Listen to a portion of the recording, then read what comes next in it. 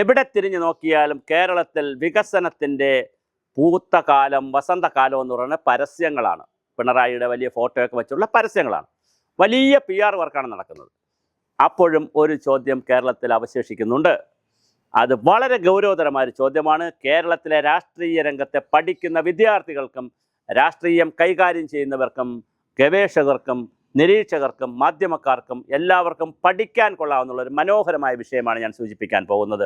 ഇന്ത്യയിലും കേരളത്തിലും, പ്രത്യേകിച്ച് ഭാരതത്തിലും ഇന്ത്യയിലും കേരളത്തിലും വികസനം കൊണ്ട് മാത്രം ജനങ്ങളെ കയ്യിലെടുക്കാൻ കഴിയുമോ? കഴിയില്ല എന്നാണ് ചരിത്രം തെളിയിക്കുന്നത്. അതുകൊണ്ട് എത്ര വികസനം പിണറായി നടത്തിയെന്ന് പറഞ്ഞാലും വേറെ ചില ആൻറ്റി ഇൻകംബൻസ് ഫാക്ടർ ഇവിടെ നിൽപ്പുണ്ട്. നമുക്ക് ഒന്നൊന്നായി നോക്കേണ്ടതുണ്ട്.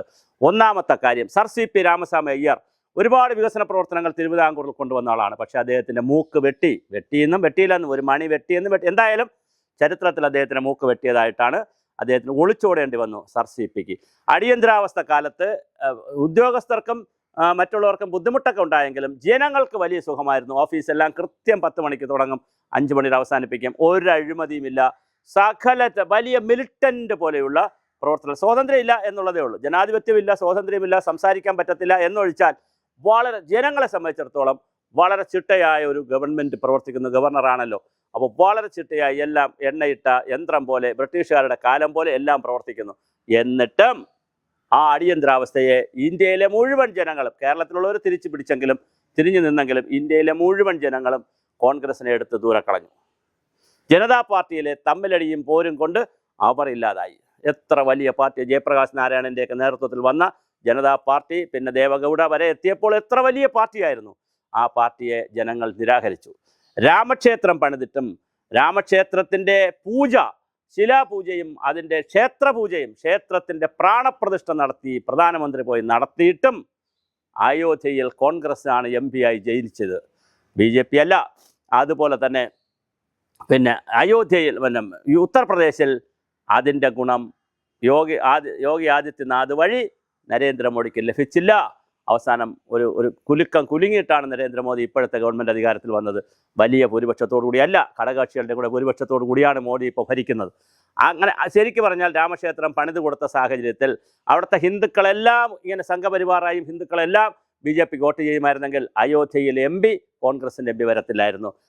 പിന്നെ UPയിൽ കൃത്യമായി കോൺഗ്രസിന് അപ്പർ ഹാൻഡ് കിട്ടില്ലായിരുന്നു. മോഡിക്കും BJPക്കും കുറച്ചുകൂടി അപ്പർ ഹാൻഡ് കിട്ടുമായിരുന്നു. അപ്പോൾ ജനങ്ങൾ നോക്കുന്നത് ഇവിടെ കൃത്യമായ വികസനം മാത്രമല്ല. അതുകൊണ്ട് മതമല്ല പ്രശ്നം, എരിയുന്ന വയറിലെ തീയാണെന്ന് പറയുമ്പോൾ തന്നെ അപ്പം കൊടുത്തതുകൊണ്ട് മാത്രം കഴിയില്ല എന്ന് ഇന്ത്യ പലവട്ടം തെളിയിച്ചിട്ടുണ്ട്. ഞാൻ വേറെ ചില ഉദാഹരണങ്ങൾ പറയാം. അത് ചിലപ്പോൾ ചിലർക്ക് കേൾക്കുമ്പോൾ ബുദ്ധിമുട്ടുണ്ടാവും, എന്നാലും പറയാതിരിക്കാൻ കഴിയില്ല. വൈദേശികർ ഇവിടെ വന്ന് ഇവിടെ വികസനം എന്ന് പറഞ്ഞ് മുസ്ലിം രാജാക്കന്മാർ വന്ന് 10-700 വർഷം ഭരിച്ചു. കുറച്ച് പേർ ആക്രമിച്ചു, കുറച്ച് പേർ ഇവിടെ സ്നേഹിച്ച് ഭരിച്ചു. ആ സ്നേഹിച്ച് ഭരിച്ചപ്പോഴും ഇവിടെയുള്ള മഹാഭൂരിപക്ഷം വരുന്ന ഹിന്ദുക്കളെ മുസ്ലിങ്ങളാക്കാൻ പറ്റിയിട്ടില്ല, ആക്രമിക്കാൻ വന്നവർക്കും പറ്റിയിട്ടില്ല. എന്നാൽ അത് കഴിഞ്ഞ് ഫ്രഞ്ചുകാരും ബ്രിട്ടൻകാരും മറ്റും ആളുകളും ക്രിസ്തീയ മതവിശ്വാസികൾ സുവിശേഷത്തിൻ്റെ പേരിൽ ഇവിടെ വന്നു.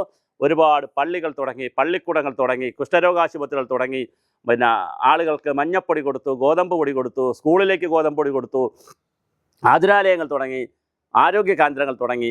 ഒരുപാട് കാര്യങ്ങൾ ക്രിസ്തീയ മതം പ്രചരിപ്പിക്കുന്നതിൻ്റെ ഭാഗമായിട്ടും തുടങ്ങി. പക്ഷേ മഹാഭൂരിപക്ഷത്തെ വരുന്ന ഹിന്ദുക്കളെ ക്രിസ്ത്യാനികളാക്കാൻ കഴിഞ്ഞില്ല. അങ്ങനെ കഴിഞ്ഞിരുന്നെങ്കിൽ ഇന്ത്യയിൽ നിന്ന് ഹിന്ദുക്കൾ കാണില്ലായിരുന്നു. കേവല വികസനത്തിൻ്റെയും അധികാരത്തിൻ്റെയും കേവല ആനുകൂല്യങ്ങളുടെയും പുറകെ പോകുന്നൊരു ജനതയായിരുന്നെങ്കിൽ തീർച്ചയായിട്ടും ഇന്ത്യയിൽ നിന്ന് ഹിന്ദുക്കൾ കാണുകയില്ല. ഒന്നുകിൽ അവർ മുസ്ലിങ്ങളായിരിക്കും, അല്ലെങ്കിൽ അതിനുശേഷം വന്ന ക്രിസ്ത്യാനികളുടെ കൂടെ സമ്പൂർണ്ണമായി പോകുമായിരുന്നു.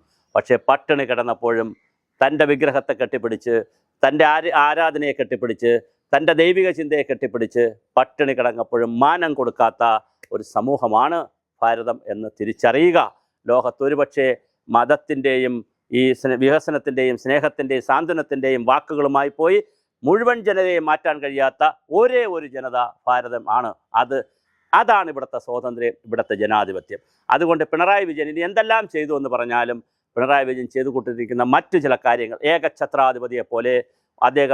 ഏകാധിപതിയെപ്പോലെ കാണിച്ചു കൂട്ടുന്ന ചില തോന്നിയവാസങ്ങൾ, പത്രക്കാരോട് കടക്ക് പുറത്ത് മാറി നിൽക്കുക എന്ന് പറഞ്ഞ് തൻ്റെ പാർട്ടിയിൽപ്പെട്ടവരെ തന്നെ മാറി നിൽക്കാൻ പറയുന്ന ജില്ലാ പഞ്ചായത്ത് മെമ്പറെ അടക്കം മാറി നിൽക്കാൻ പറയുന്ന, പത്രക്കാരോട് കടക്ക് പുറത്തെന്ന് പറയുന്ന വലിയ ധാർഷ്ട്രീയക്കാരനായിട്ടുള്ള വളരെ സീനിയറായിട്ടുള്ള തോമസ് ഐസക്കിനെയും ശൈലജ ടീച്ചറിനെയും സുധാകരനെയും ഒക്കെ മന്ത്രിസഭയിൽ നിന്ന് പുറത്താക്കി പിന്നെ മത്സരിപ്പിക്കാൻ അവസരമുണ്ടാക്കാത്ത, അതുപോലെ തന്നെ സ്വന്തം പാർട്ടി ഗവൺമെൻറ്റിൻ്റെ ഒരു പരിപാടിയിൽ പ്രതിപക്ഷ പാർട്ടിയുടെ യുവജന സംഘടനകൾ പ്രതിഷേധം അറിയിച്ചപ്പോൾ അവരെ പൂച്ചട്ടി കൊണ്ടും പിന്നെ തോക്കുകൊണ്ടും ലാത്തുകൊണ്ടുമൊക്കെ ഗൺമാനും മുഖ്യമന്ത്രിയുടെ ഗൺമാനും പാർട്ടി പ്രവർത്തകരും കൈകാര്യം ചെയ്തപ്പോൾ അത് രക്ഷാപ്രവർത്തനമാണെന്ന് പറഞ്ഞ മുഖ്യമന്ത്രിയെ കേരള ജനത സഹിക്കുന്ന പ്രശ്നമേ ഇല്ല.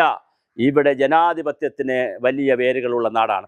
ജനാധിപത്യവും സ്വാതന്ത്ര്യവും അതുപോലെ തന്നെ സ്വജനപക്ഷപാതം ഒരു കാരണവശാലും അംഗീകരിക്കുന്ന നാടല്ല, അഴിമതി അംഗീകരിക്കുന്ന നാടല്ല. കുടുംബത്തിൽ മക്കളുടെ പേരിൽ മരുമക്കളുടെ പേരിലൊക്കെ വലിയ അഴിമതിയാണ്. അതുപോലെ കേരളത്തിൽ പറ്റാത്തത് കൊണ്ടാണ് മരുമകനെ പിടിച്ചുകൊണ്ടുവന്ന് മന്ത്രിയാക്കിയത്. അപ്പോൾ പിന്നെ ഫക്രുദ്ദീൻ അലിയെ പോലുള്ള ആളുകൾ പറയുന്നുണ്ട് അദ്ദേഹം ഓർഗാനിക്കായി വളർന്നു വന്നതാണെന്നാണ്. ഞാൻ ശ്രീ ഫക്രുദ്ദീൻ അലി സാറെ, ഈ സാറിന് ഞാൻ വീഡിയോ അയച്ചു തരും, സാറും ഇത് കേൾക്കണം. അങ്ങനെ ഓർഗാനിക്കായി വളർന്നു വന്ന് കേരളത്തിൻ്റെ ചരിത്രത്തിൽ മുഹമ്മദ് റിയാസിൻ്റെ പ്രായത്തിൽ മന്ത്രിയായ ഒരാളെ താങ്കൾക്ക് മുമ്പിൽ കമ്മ്യൂണിസ്റ്റ് പാർട്ടിയിൽ ചൂണ്ടിക്കാണിക്കാവോ? കമ്മ്യൂണിസ്റ്റ് പാർട്ടിയിൽ എങ്ങനെയാണ് മന്ത്രിമാരാകുന്നത്?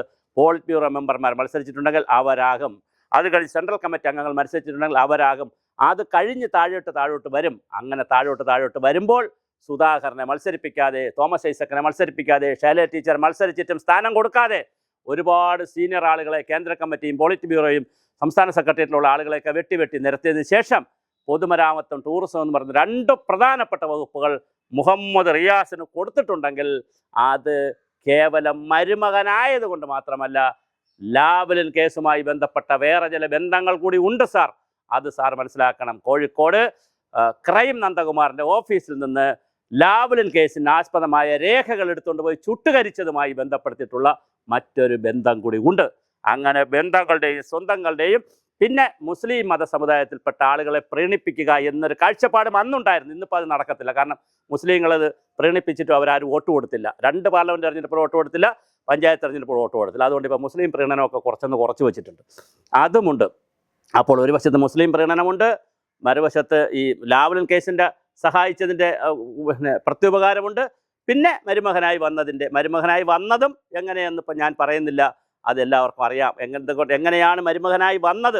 അത് കേവലം പ്രണയത്തിലൂടെ അല്ല, മറ്റു ചില ബോണ്ടിങ് ഒക്കെ ഉണ്ട്. അതിപ്പോൾ നമ്മൾ ചർച്ച ചെയ്യുന്നില്ല. അവരുടെയൊക്കെ വ്യക്തിപരമായ കുടുംബകാര്യങ്ങൾ നമ്മൾ ഒരു ചാനലിലൂടെ ചർച്ച ചെയ്യുന്നത് ശരിയല്ല, അതുകൊണ്ട് അത് ചർച്ച ചെയ്യുന്നില്ല. പക്ഷേ എന്തായാലും മുഹമ്മദ് റിയാസ് 2 പ്രധാനപ്പെട്ട വകുപ്പിൻ്റെ മന്ത്രിയായത് തീർച്ചയായിട്ടും മരുമകൻ എന്നുള്ള കെയർ ഓഫിൽ തന്നെ അല്ലേ? അല്ലെങ്കിൽ മറ്റൊരാൾ അത് വന്നപ്പോഴാണ് ഷംസീർ ബഹളമുണ്ടാക്കുകയും ഷംസീർ വലിയ തലശ്ശേരിക്കാരും കണ്ണൂർ പാർട്ടിയും വലിയ ബഹളം ഉണ്ടാക്കിയപ്പോൾ എങ്കിൽ ഷംസീറിനെ പിടിച്ച് സ്പീക്കറാക്കാം എന്ന് പറഞ്ഞ് ഷംസീർ സ്പീക്കറായത്. അല്ലാതെ അല്ല.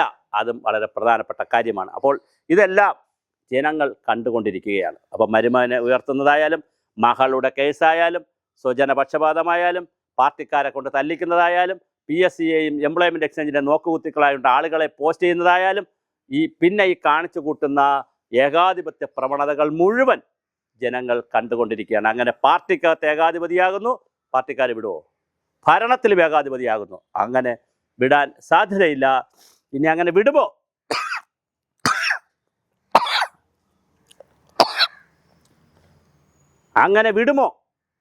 അങ്ങനെ പിണറായിക്ക് ജയിക്കാൻ കഴിയുമോ? എല്ലാ വികസനവും കൊടുത്തുകൊണ്ടും അതോടൊപ്പം ജനാധിപത്യത്തെയും ഈ പറയുന്ന സ്വാതന്ത്ര്യത്തെയൊക്കെ സപ്രസ് ചെയ്തുകൊണ്ട് ഒരു ജനത വീണ്ടും അംഗീകാരം കൊടുക്കുകയാണെങ്കിൽ അതും രാഷ്ട്രീയ വിദ്യാർത്ഥികൾക്കും രാഷ്ട്രീയം പഠിക്കുന്നവർക്കും പുതിയൊരു അധ്യായമായിരിക്കും. നമുക്ക് രാഷ്ട്രീയം പഠിച്ചുകൊണ്ടേയിരിക്കാം.